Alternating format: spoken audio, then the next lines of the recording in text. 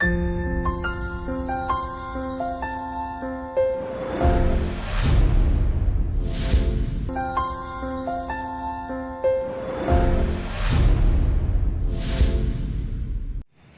भारत मित्रों, आप सभी का स्वागत है आपके अपने YouTube channel education of tutorial पर, जहां पर आपको सभी प्रतियोगी परीक्षाओं से जुड़े हुए सभी विषयों पर ऑनलाइन क्लासेस उपलब्ध कराई जाती हैं। सो मैं आशीष बाके आपके लिए मैथ्स के सेशन को कंटिन्यू कर रहा हूं और इसी में हम लोग ने 2D मेंसुरेशन को लेकर के कुछ वीडियोस बनाए हैं। त्रिभुज के कुछ वीडियोस अपन ने अपलोड किए हैं। वैसे ही अब जैसे हम लोग ने त्रिभुज को देखा, वैसे ही हम लोग चतुर्भुज की तरफ चलते हैं। हम लोग देखते हैं कि भैया चतुर्भुज की क्या क्या प्रॉपर्टीज होती हैं। ठीक है, तो हम लोग चलते हैं उसकी तरफ। चतुर्भुज यानी कि आप इंग्लिश में कहें तो क्वाड्रिलेटरल।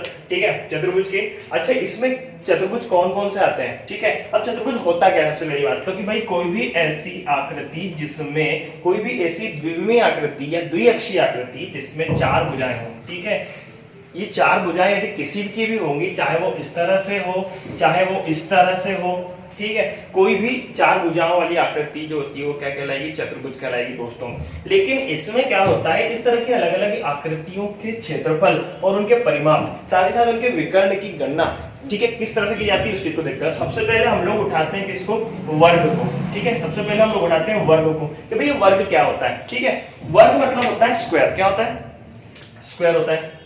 ठीक है, वर्ग और स्क्वायर।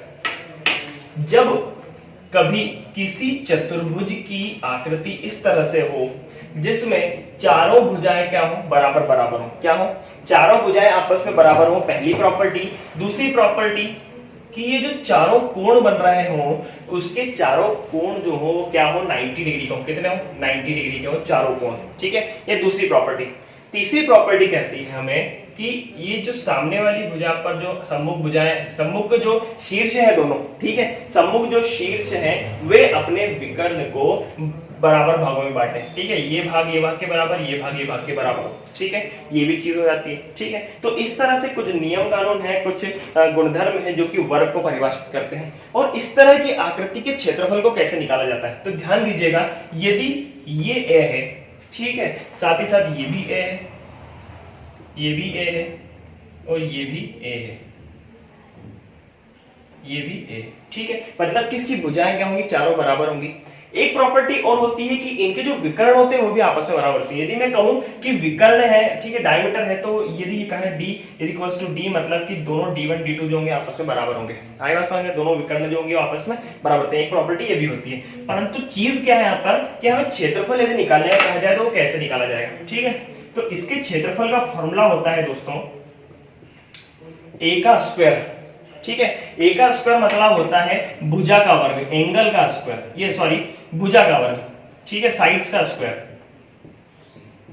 ये क्या कहलाता है, आपका क्षेत्रफल का फॉर्मूला। मतलब किन्हीं भी दो, इनमें से ये दो भुजाएं हैं, एक तो आपके आधार बेस्ड है, एक क्या है, लंबवत है। ठीक है, इनका यदि मल्टीप्लाई किया जाए, क्योंकि कैसे किया जाए कि भाई एक ये भुजा है, ठीक है, इसी भुजा को मैंने इसके ऊपर और बनाई और बनाई और बनाई और बनाई और यहां तक लेकर के मैं गया। ठीक है, तो इसमें जो खड़ी लंबाई होगी ना वो भी किसके बराबर हो जाएगी, ए, लगभग ए के बराबर हो जाएगी। तब इस सिचुएशन में क्या हो जाएगा, इसकी जो चारों भुजाएं हैं आपस में बराबर हो गई और उनसे भुजा इंटू भुजा से हमारा क्षेत्रफल निकल जाएगा। आई बात समझ में। वो मैं क्यों कह रहा हूं ऐसा कि भाई अलग अलग लेयर्स होंगी, क्योंकि एक दूसरे से जुड़ी हुई लेयर्स है। ठीक है, आपने कभी देखा होगा कि कागज है, ठीक है, कागज, मान लीजिए कि कागज चौकोन आकार का है और वो कागज में हमने देखा कि उसकी ए लंबाई है कागज की। ठीक है, परंतु एक कागज के ऊपर दूसरा कागज, फिर तीसरा कागज, तो ऐसे बहुत सारे कागज जमे हुए हैं और ये जो खड़ी लंबाई होगी ना जमे होने के बाद वो भी ए है। ठीक है, तो वो किस तरह से होंगी, सामने से देखा जाए तो एक वर्गाकार होंगी, मतलब कि खड़ी लंबाई भी ए होगी और आधार भी ए हो गया। तो इस तरह से दोनों भुजाएं मिल जाएगी, खड़ी लंबाई मिल जाएगी, हमारा हाइट भी मिल जाएगी और क्या मिल जाएगा, बेस मिल जाएगा दोस्तों।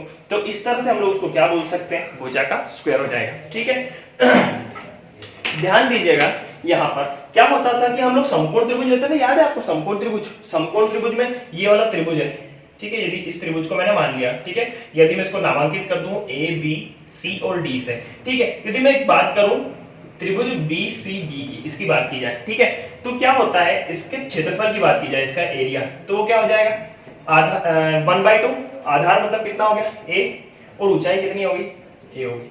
ठीक है, याद है बात समझ में। तो इसको हम क्या लिख सकते हैं, a²/2 लिख सकते हैं, ले सकते हैं, बिल्कुल आराम से लिख सकते हैं, कोई दिक्कत वाली बात नहीं। ठीक है, अब एक त्रिभुज तो ये हो गया। सेम एक त्रिभुज कौन सा बन रहा है आपके पास, ए बी और डी, एक त्रिभुज ये भी बन रहा है। ठीक है, तो इसको भी हम क्या ले सकते हैं, 1/2, उसका आधार यदि मैं a मानूं और लंबाई क्या मान लूं, ये वाली a मान लूं, ठीक है, तो वो भी क्या हो गया a²/2। अब इन दो त्रिभुजों से मिलकर के क्या बना है, ये वर्ग बना है, नहीं बना है। तो फिर मैं जब क्या करूंगा, a²/2 प्लस a²/2 को मैंने जोड़ दिया तो हो जाएगा 2a²/2, तो 2 से 2 कैंसिल हो गया, तो ये a² आपका जो है ये प्रूव हो गया कि भाई भुजा का स्क्वायर किस तरह से क्षेत्रफल कहलाता है।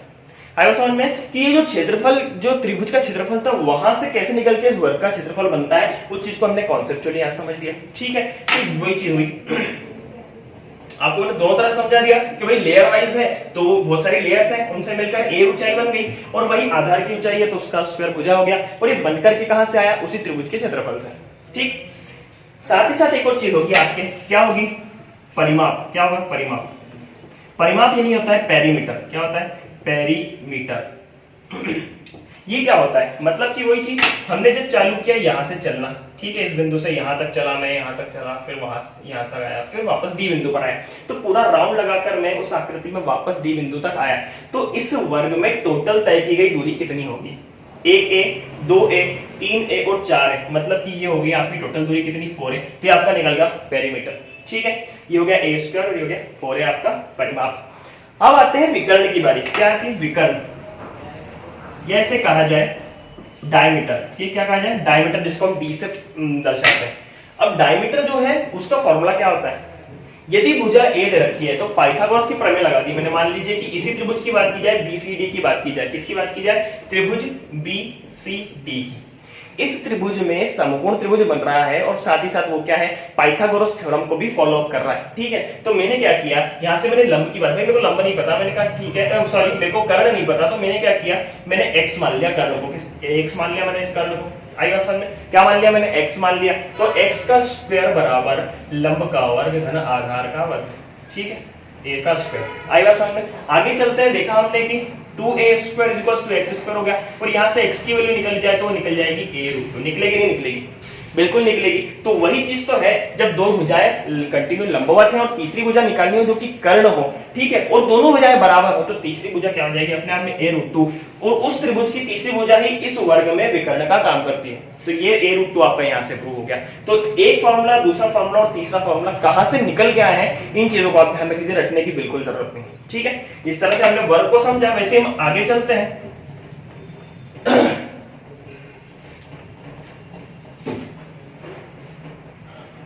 आगे चलते हैं, आगे आपकी दूसरी चीज आयत, क्या है, आयत, जिसे आप कहते हैं रेक्टेंगल, क्या कहते हैं, रेक्टेंगल कहते हैं। आयत की आकृति इस तरह की होती है दोस्तों, मतलब कि ऐसा चतुर्भुज जिसकी सम्मुख भुजाएं तो बराबर है, लेकिन चारों भुजाएं आपस में बराबर नहीं, केवल सम्मुख भुजाएं बराबर है, ठीक है। सामने वाली जो साइड्स हैं वो क्या हो, इक्वल हो, ठीक। सेम चीज, ये पहली प्रॉपर्टी। दूसरी प्रॉपर्टी की भाई चारों जगह क्या बन रहा हो, 90 डिग्री का कोण बन रहा हूं, कितना बन रहा हूं, 90 डिग्री का कोण बन रहा हूं, एक क्या बन रहा हूं, समकोण बन रहा हूं, आई बात समझ में, इक्वली। अब एक और चीज है, क्या, जब इनके विकर्ण की बात की जाए, मतलब कि सम्मुख जो शीर्ष है वो एक दूसरे को मिलाने पर क्या बनता है, विकर्ण बनता है। यदि मैंने कहा कि ये है आपका क्या, l लंबाई, l क्या है, लंबाई है, लेंथ है, b चौड़ाई है या फिर इसकी ब्रेथ है, लंबाई और चौड़ाई, ठीक है। अब यदि मैं देखूं इसी त्रिभुज की बात की जाए, a b c और d, तब ये भी b हो जाएगा और ये l हो जाएगा। क्लियर होगी बात, क्योंकि सम्मुख भुजाएं तो बराबर है ना। अब बात की गई किसकी, इसी BCD त्रिभुज की, किसकी बात की गई, त्रिभुज BCD में। त्रिभुज BCD में हमने देखा कि भाई विकर्ण कैसे निकाला जाए, ठीक है। तो मैंने क्या कहा, विकर्ण आपस में बराबर होंगे, ये बात भी क्लियर है कि भाई AC और BD आपस में बराबर होंगे, क्या होंगे, AC और BD आपस में बराबर होंगे, क्लियर होगी बात। अब विकर्ण की बात की गई कि विकर्ण कैसे निकाला जाए, तो हम क्या करेंगे, BCD त्रिभुज में देखा हमने कि भाई इसका कुछ नहीं पता, तो हमने सेम चीज x मान लिया, तो हम लोग पाइथागोरस थ्योरम लगा देंगे, जो क्या कहती है कि कर्ण का वर्ग बराबर लंब का वर्ग धन आधार का वर्ग, या आधार का वर्ग धन लंब का वर्ग, ठीक है। तो मैंने क्या किया, यहाँ से x की वैल्यू निकालनी चाहिए, तो वो कितनी निकल गई, l² + b², तो ये आपका विकर्ण निकल गया दोस्तों, l² + b²। कोई दिक्कत वाली बात नहीं है, बिल्कुल। आपको तो केवल क्या ध्यान रखना है कि भाई समकोण त्रिभुज में एक पाइथागोरस थ्योरम लगती है, जिसके थ्रू हम लोग विकर्ण की वैल्यू निकाल सकते हैं। विकर्ण मतलब कर्ण, ये चीज मान लीजिए। दो लंबवत भुजाओं के अलावा जो तीसरी भुजा है वो क्या कहलाएगी, कर्ण कहलाएगी या विकर्ण कहलाएगी। तो इसमें क्या है यहाँ पे, ये विकर्ण है। ठीक,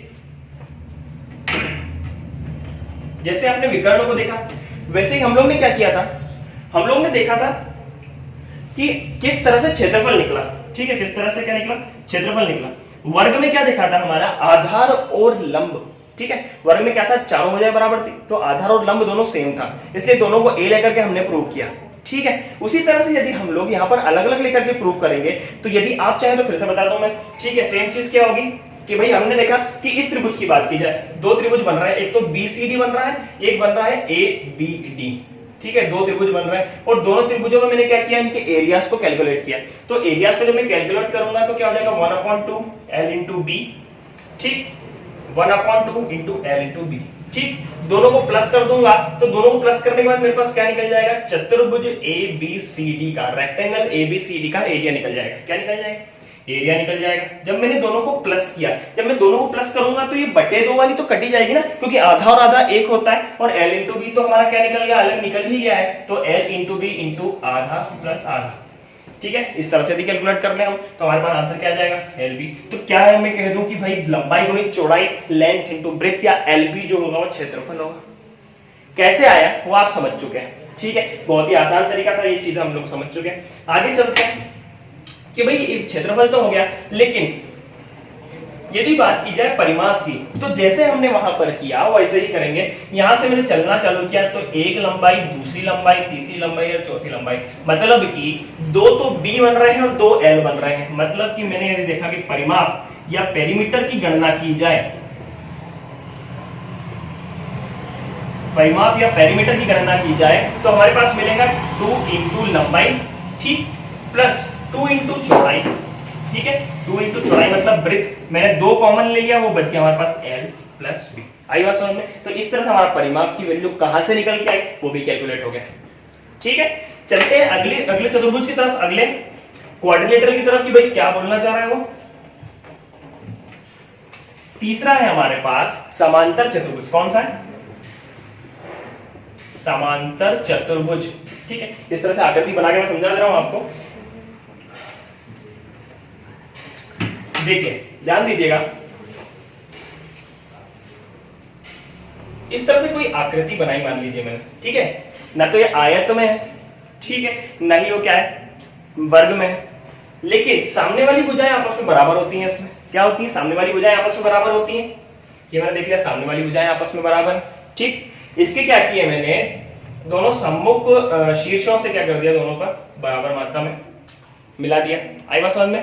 इसके नियम ये है कि सम्मुख भुजाएं जो होंगी वो आपस में बराबर होंगी, पहली बात। दूसरी बात, जो सम्मुख कोण होंगे वो आपस में बराबर होंगे। सम्मुख कोण आपस में बराबर होते हैं। ठीक है, कौन कौन से कोण, यदि मैं इसे कहूं कि A, B, C और D है, ठीक है, तो सम्मुख कोण की बात की गई तो मैंने देखा कोण DAB इज इक्वल्स टू कोण BCD या फिर DCB, कुछ भी कर लीजिए। ठीक है, ये वाला जो A कोण है और ये C कोण है आपस में बराबर होंगे। सेम चीज मैंने देखी कि ये वाला कोण और ये वाला कोण। या प्रॉपर्टीज बताने का उद्देश्य ये नहीं है मेरे का कि मैं ज्यामिति पढ़ा रहा हूं, मैं केवल इसलिए बता रहा हूं कि इनकी प्रॉपर्टीज याद रहेंगी तो हम आगे क्षेत्रफल को कैलकुलेट कर पाएंगे। तो मैंने क्या देखा कि कोण ADC इक्वल्स टू कोण ABC। ठीक है, तो इस तरह से दोनों फॉर्मूला हम लोगों को पता समझ में आ गया कि भाई दोनों चीजें क्या है, सामने के कोण भी बराबर है, सामने की भुजाएं भी बराबर है। ठीक है, और एक चीज ध्यान रखिएगा कि इसमें ये जो विकर्ण है ना, ये जो विकर्ण है इस बिंदु पर क्या कर रहे हैं, प्रतिच्छेद कर रहे हैं, एक दूसरे को काट रहे हैं। ये दोनों डायमीटर एक दूसरे को यहाँ पर काट रहे हैं। ठीक है, तो क्या होगा कि दोनों विकर्ण को वो बराबर भागों में बांटेंगे। ठीक है, मतलब यदि मैं इसको O मान लूं तो AO इज इक्वल्स टू हो जाएगा OC और एक हो जाएगा DO is equals to OB। ये चीजें क्लियर हो गई। ठीक, इसमें एक और चीज अब हम देखते हैं कहां पर, इसकी यदि क्षेत्रफल की गणना की जाए, इसके क्षेत्रफल की गणना की गई तो मैंने कहा कि यहां से कोई लंब डाला गया मैंने। ठीक है, यहां से कोई लंब डाला मैंने H। ठीक है, ये आपका मिल गया यहाँ पर M पर मिल गया मान लीजिए। ठीक है, तो AM हमारी ऊंचाई होगी, क्या होगी, AM हमारी ऊंचाई होगी, height is equals to AM, जो कि हमने H मान लिया। क्या मान लिया, H मान लिया। ठीक है, अब देखते हैं हम लोग इसके क्षेत्रफल की गणना किस तरह से की जाती है। आपने यदि ध्यान दिया हो आर्यभट्ट जी के सूत्र में वो क्या कहना चाह रहे थे, उन्होंने कहा कि 1/2 इंटू आधार गुणित ऊंचाई। ठीक है। 1/2 आधार गुणित ऊंचाई की बात कर रहा था वो त्रिभुज में, तो उसी त्रिभुज से तो ये जुड़ा हुआ है, क्योंकि ये जो क्षेत्रफल होगा ना ADC का, त्रिभुज ADC का, क्योंकि एक नियम होता है कि जब किसी त्रिभुज में दूसरे त्रिभुज को समरूप दर्शाया जाता है तब ये जो एक भुजा है वो उस त्रिभुज की एक भुजा से बराबर होना चाहिए, एक दूसरी भुजा है जो उसकी दूसरी भुजा के बराबर होना चाहिए। साथ ही साथ है कि भाई समरूप नहीं है, सर्वांग बोलेंगे यहाँ पर उसको। समरूप तो वो होता है जहां पर कोण बराबर होते हैं, ठीक है। सर्वांग मतलब कि एक त्रिभुज को दूसरे के ऊपर रख दिया जाए तो दोनों का कुछ भी हिस्सा ना दिखे किसी भी ओर से, ठीक है। तो ये क्या होती है, एक दूसरे को सर्वांग समता को दर्शाता है। तो मैंने कहा कि ADC जो त्रिभुज है इसका एरिया किसके बराबर हो जाएगा, त्रिभुज ABC के एरिया के बराबर हो जाएगा, क्योंकि दिख रहा है हमें भाई ये भुजा और ये भुजा बराबर है इस दोनों त्रिभुजों में। कौन कौन से में, ADC की बात की जाए तो ये वाली भुजा, और ABC की बात की जाए तो ये वाली भुजा, दोनों आपस में बराबर हो गए। सेम चीज मैंने देखा ये वाली भुजा और ये वाली भुजा ये बराबर है दोनों त्रिभुजों में, ठीक। और ये जो कोण है सामने वाला, ये कोण भी बराबर है दोनों में, ठीक है। तो हम क्या कर सकते हैं, दोनों सर्वांग है, मतलब दोनों एक जैसे, मतलब कि दोनों के क्षेत्रफल या दोनों के एरिया आपस में बराबर होंगे। तो मैंने ध्यान दिया कि यदि त्रिभुज की बात की गई है तो 1/2, और यदि मैंने कहा कि इसकी लंबाई L है, इसकी लंबाई B है, ठीक है, तो इसकी लंबाई B है। 1/2 आधार गुणित ऊंचाई मतलब कि L × H, और वहीं पे ये जो लंबाई है इसको मैंने L मान लिया क्योंकि L ही है सम्मुख भुजा, तो दोनों रिलेशन में क्या हो जाएगी 1/2 × L × H, ठीक है, इस तरह से, ठीक है। तो यदि देखा जाए तो आप यहां से डायरेक्ट कैलकुलेट कर सकते हैं भाई कि भाई किस तरह से हम लोग क्या करें, क्षेत्रफल का फॉर्मूला निकाल लें, ठीक है। चलते हैं आगे।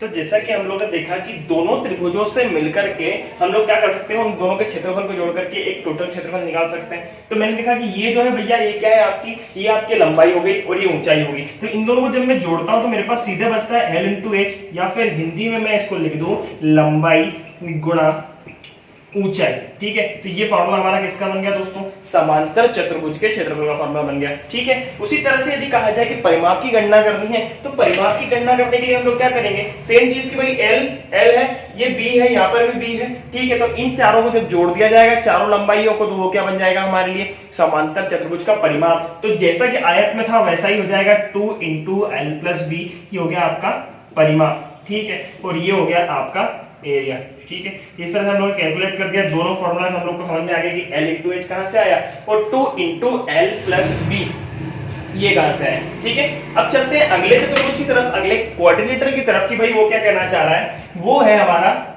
जैसे कि ये था हमारा, अच्छा कुछ लोग कहते हैं कि भाई इंग्लिश में, तो इंग्लिश में समांतर चतुर्भुज को बोलते हैं पैरेललोग्राम, और सम चतुर्भुज को कहते हैं हम लोग क्या, हम लोग कहते हैं रोम्बस। क्या बोलते हैं, रोम्बस।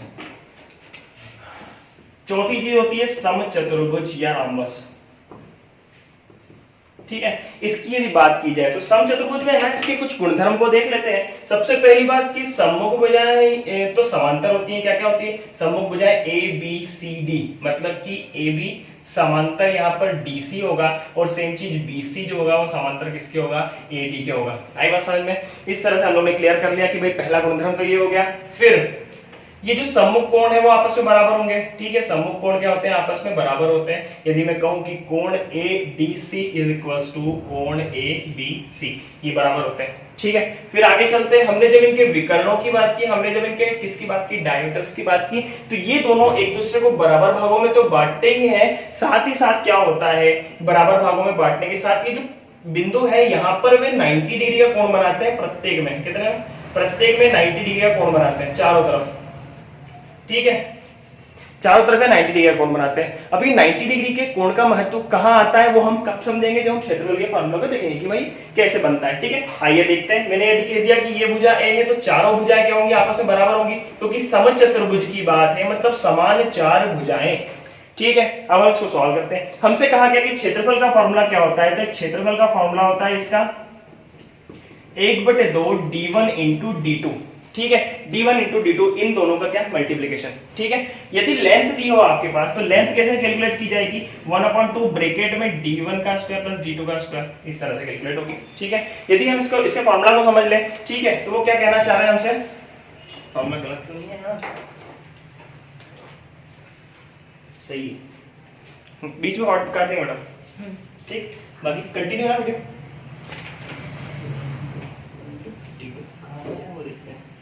ठीक है।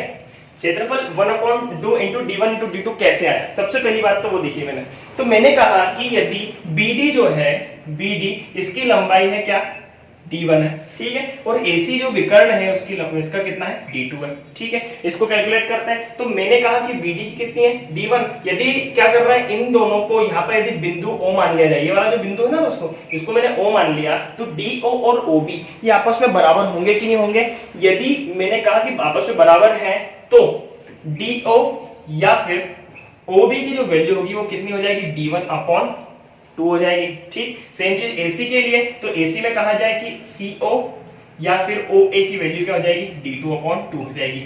अब मेरे पास पता है, क्या पता है मुझे, इस त्रिभुज की बात की गई, त्रिभुज AOB की बात की जाए, ठीक। त्रिभुज AOB की मैंने बात की, तो ये त्रिभुज कैसा है, एक समकोण त्रिभुज है, क्योंकि 90 डिग्री का कोण बना रहा है ना। तो मैंने कहा कि भाई ये A है, ये B है, ये O है, ये 90 डिग्री का कोण बना रहा है, ठीक है। इसमें मैंने लंबाई को देखा, तो ये होगी आपकी D1/2, ये होगी D2/2, और ये क्या है हमारी A। क्लियर हो गई बात। अब क्या कहा गया कि हमें क्या करना है, क्षेत्रफल की गणना करनी है। तो क्षेत्रफल की गणना मतलब इसी तरह के एक AOB, AOD, DOC और COB, ये चार तरह के त्रिभुज मिलकर के एक समचतुर्भुज बनाए। मतलब चारों का जो क्षेत्रफल होगा वो क्या होगा, समचतुर्भुज के क्षेत्रफल के बराबर होगा। तो हमने ध्यान दिया कि AOB त्रिभुज का क्षेत्रफल कैसे निकाला जाए, तो हो जाएगा 1/2, और आधार की बात की गई तो D1/2, और ऊंचाई की बात की गई तो D2/2, ठीक है।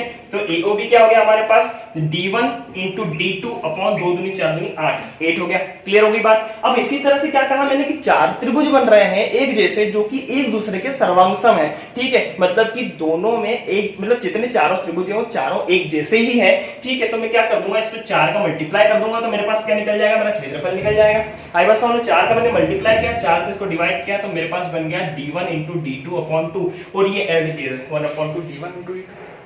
तो ये कहां से निकल करके आया वो हमने देख लिया बहुत अच्छे तरीके से। सेम चीज उससे कही गई, परिमाप है, परिमाप कैसे निकाला जाएगा, ठीक है। तो परिमाप निकालने की बात की गई, तो परिमाप मतलब चारों भुजाएं सेम, मतलब 4a जैसा कि वर्ग का था वैसा ही यहाँ पे निकल जाएगा, चारों भुजाएं समान होने पर, ठीक है। सेम चीज, एक बहुत ही बढ़िया कंडीशन बताता हूं मैं आपको कि इसकी भुजा में और इसके विकर्णों में क्या संबंध है, क्या रिलेशन है, ठीक है। तो देखते हैं। तो जैसे हमने बोला कि ये कोई समकोण त्रिभुज है, यहीं से चालू करते हैं। समकोण त्रिभुज की बात की गई तो इसमें हम जानते हैं कि कर्ण का वर्ग बराबर लंब का वर्ग D2² प्लस D1² ठीक। इसमें से मैंने 1/4 को अलग कर दिया, तो क्या बचेगा D1² प्लस D2², ठीक। और ये A² था, ये स्क्वायर को मैंने हटा दिया, तो एक ही वैल्यू क्या निकल गई मेरे पास 1/2, और रूट में D1² प्लस D2²। तो मैं यहाँ बोल सकता हूँ कि भुजा जो होगी, भुजा यानी कि A जो कि किसके बराबर हो जाएगी, आपके 1/2 रूट में D1² प्लस D2² के, जो हम लोग ने अभी लिखा था। आई बात समझ। तो ये तीनों फॉर्मूलास कहां से निकल करके आए हैं, इनको रटने की जरूरत है। सर रटें कैसे, तो कोई जरूरत नहीं है, बिल्कुल आपको पता है कहां से निकल के आए हैं। अब आपको उसको याद करना बहुत आसान हो जाएगा। और याद रखिएगा, इतना बचने की जरूरत नहीं है, डायरेक्ट आपको ये याद रखना है और आपके क्वेश्चन सॉल्व हो जाएंगे। चलते हैं अगले चतुर्भुज की तरफ, अगले क्वाड्रिलेटरल की तरफ, कि भाई क्या कहना चाह रहा है वो। अब बचता है हमारे पास समलंब चतुर्भुज। कौन सा, समलंब चतुर्भुज, या इसको हम ट्रेपेजियम बोलते हैं। क्या बोलते हैं, ट्रेपेजियम। तो इसको हम लोग देखते हैं कि भाई ये होता कैसा है। जब किसी चतुर्भुज में सम्मुख भुजाएं क्या हो, समांतर हो, ठीक है। मैंने ये कहा कि AB है, ये CD है, तो मैं यहां लिख सकता हूं कि भैया AB जो होगा वो समांतर होगा किसके, DC के। किसके समांतर होगा, DC के। भाई इस यहां से लिया हमने AB तक, यहां D से C तक लेंगे, ठीक है। अब मैंने DC क्यों लिया वो हम ज्यामिति में पढ़ेंगे, लेकिन ध्यान दीजिएगा AB समांतर क्या हो जाएगा, DC के, ठीक है। चीजें देखिएगा। अब यहाँ पर क्या हो गई कि कंडीशंस क्या होती है, केवल एक ही कंडीशन है कि भाई ये दोनों क्या होंगे, आपस में समांतर होंगे, ठीक। अब एक और चीज कि भाई इसका क्षेत्रफल क्या होता है, इसका क्षेत्रफल होता है, यहां से यदि मैं क्या कहूं कि यहां से एक लंब डाल दिया मैंने, ठीक है, ये लंब डाल दिया मैंने, h क्या डाल दिया, लंब h डाल दिया, ठीक है। तब होता है फॉर्मूला आपका क्या कि दोनों भुजाएं जो समांतर भुजाएं हैं उनका जोड़, यानी कि AB प्लस DC और इंटू में ऊंचाई, ठीक है। केवल इतना होता है, ठीक है। साथ ही साथ क्या होता है, ये वैल्यूज कहां से निकल के आई, भाई दोनों समांतर का जोड़ कर लीजिए और ये मल्टीप्लाई कर लीजिए h का, तो आपका डायरेक्ट आंसर निकल जाएगा, ठीक है। आगे चलते हैं अगले की तरफ। बट होता ये है कि ये क्या हो रहा है, इसमें हम लोग आधा करना पड़ेगा, 1/2, ये मैं भूल गया था, सॉरी। 1/2 दोनों समांतर भुजाओं का क्या होता है, योग इंटू ऊंचाई, ये आपका क्या हो गया, फॉर्मूला बन गया क्षेत्रफल का, ठीक है। इस हिसाब से आपको यदि क्या दिया जाए, ये दोनों वैल्यूज दी जाए, A B C D A values दी जाए तो इन चारों को जोड़ करके आप क्या कर सकते हैं, इसका परिमाप भी कैलकुलेट कर सकते हैं। ये दो फार्मूला आपको याद करना है, कोई दिक्कत वाली बात नहीं है, आप आराम से कर सकते हैं। ठीक है, बस इतना याद रखना है आपको कि दोनों भुजाओं का योग, समांतर जो दोनों भुजाएं उनका योग इनटू ऊंचाई और डिवाइडेड बाय 2 मतलब उसका आधा करने पर क्षेत्रफल निकल जाएगा। इस तरह से हम लोग ने कैलकुलेट कर लिया। ठीक है, इसके अलावा भी कुछ चीजें बचती हैं जो कि हम लोग क्वेश्चंस के साथ पढ़ेंगे, बेसिक या एडवांस लेवल के क्वेश्चंस के साथ, जहां पर हमारे क्वेश्चन कैसे बनते हैं उन चीजों को देखा जाएगा। ठीक है, तो आज के चैप्टर में हम लोग ने क्या पढ़ा कि भाई चतुर्भुज के कितने फॉर्म्स होते हैं, उनके क्षेत्रफल, उनके परिमाप, उन सभी चीजों को हम लोग देखेंगे। ठीक है, तो उन सब चीजों को हम लोग ने क्या किया, उनके क्वेश्चंस को देखेंगे और जो भी कॉन्सेप्ट था उसको हमने कंप्लीट कर दिया है। साथ ही साथ आप वीडियो को लाइक कीजिए, सब्सक्राइब कीजिए, शेयर कीजिए और हमारे साथ बने रहिए आपके अपने चैनल एजुकेशन अप ट्यूटोरियल के साथ। और ज्यादा से ज्यादा मात्रा में कमेंट कीजिए, आपको क्या चाहिए, कौन कौन से टॉपिक आपको कवर करना है। ठीक है, बने रहिए, धन्यवाद।